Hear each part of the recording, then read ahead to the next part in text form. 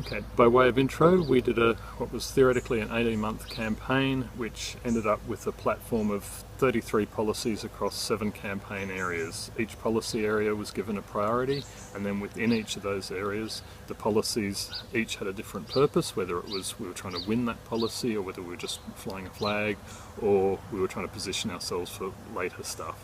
And then each policy within the campaign area had a priority. So we had a fairly clear idea of what we were trying to do with our policy platform. And we had a flagship policy area that was around digital inclusion.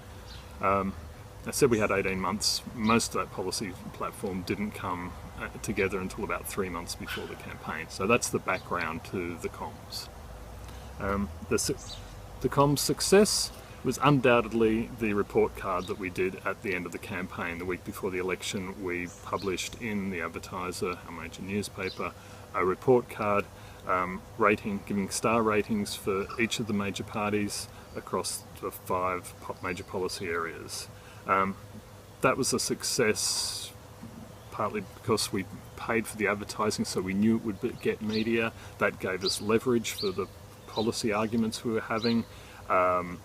It was a key to advancing the policy agenda. It made our policy asks stand out. We spoke to the one of the chiefs of staff of one of the ministers, who said they had 179 surveys and policy platforms that they were responding to. Given that ours was definitely going to be in the paper the week of the election, that made ours jump to the top of the queue. And it also gave us a platform for being able to seek specific asks and not just nice words. So it worked both, the report card worked both as a policy tool and as a communications tool.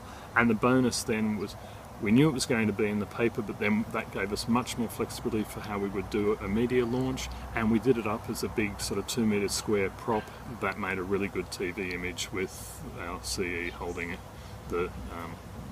this big report card that could just appear on TV. The other big comms success of the campaign, I think, was we finally found a way to talk about digital inclusion that made sense to the media and the public. We'd really struggled making headway with that because digital inclusion is policy speak waffle. What we actually found was when we talked about not that policy speak term, but if we talked about overcoming digital advantage, was better, but a bit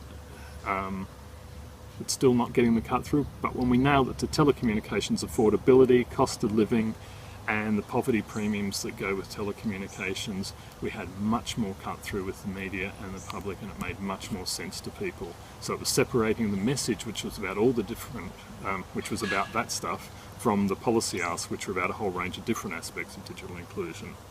And the last success probably was our experiment in bringing Marnie down from SACOSS. That was a way of getting extra comms into the campaign, and then we'll do a swap with them later in the year when our other staff have more time. So just a quid pro quo swap, but that actually gave us some extra capacity when we needed it. So that was probably a success as well. Failures, or the mistakes we made. A couple of things, not sure if they're mistakes, but they're things that we didn't quite get right.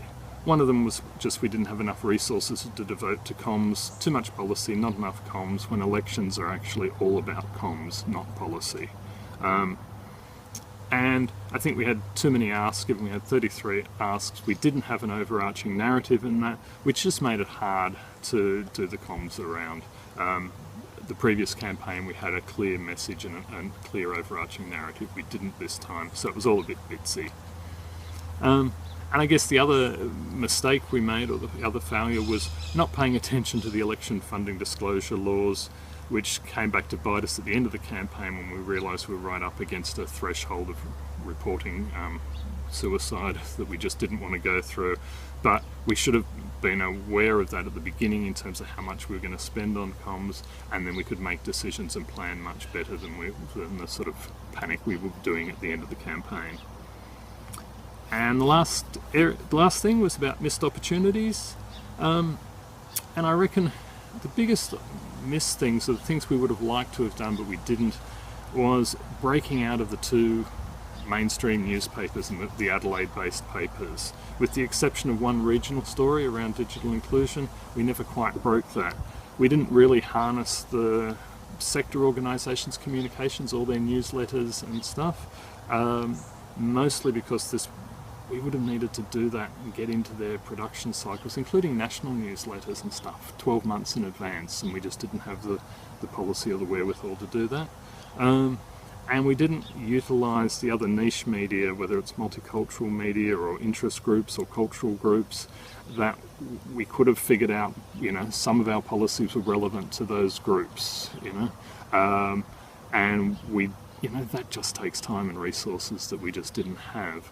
But we ended up where we had more words and ideas for stories than we could place because we were limited by the limited pool of mainstream media in Adelaide. So, we just needed more resources to be able to get out of that sort of duopoly.